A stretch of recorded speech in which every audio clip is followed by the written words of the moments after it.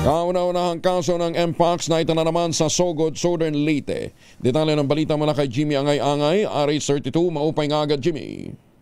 Kauna-unahang kaso ng monkeypox sa Western Visayas na itala sa Sogod, Southern Leyte. Ito ang sinabi ni Sogod, Southern Leyte Mayor si Ferdinand Tan sa isang panayam.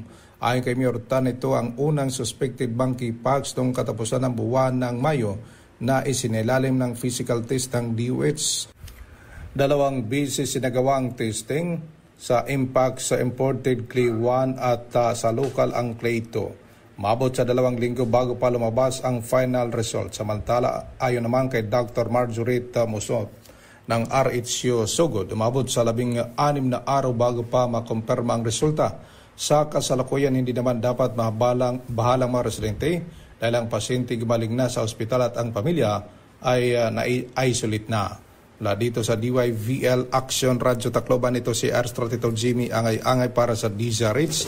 Una sa Pilipinas, una sa Pilipinas. Daghang salamat Jimmy Angay-Angay.